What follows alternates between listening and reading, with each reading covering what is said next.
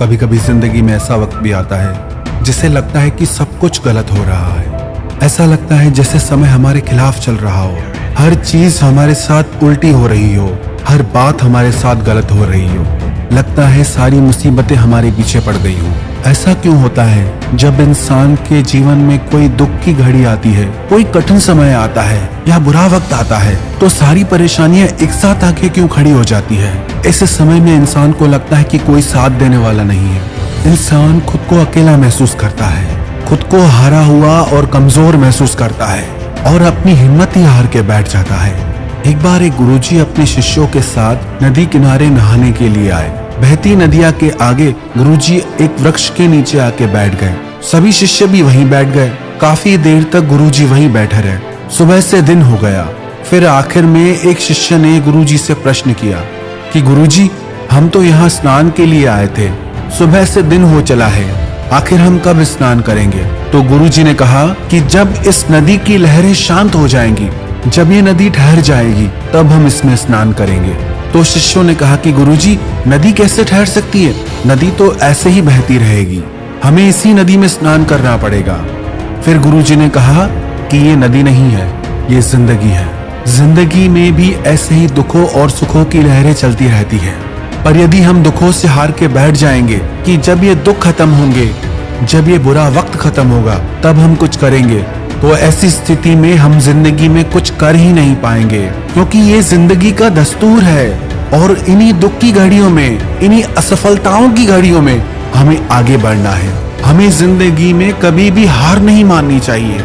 अगर विफलता की बात करें तो थॉमस एडिसन लाइट का बल्ब बनाने से पहले 1000 बार प्रयोग में विफल हुए थे। उनसे किसी ने पूछा, जब आप 1000 बार प्रयोग में विफल हो गए तो क्या आपने कभी हिम्मत नहीं हारी? तो क्या आपको कभी निराशा नहीं हुई?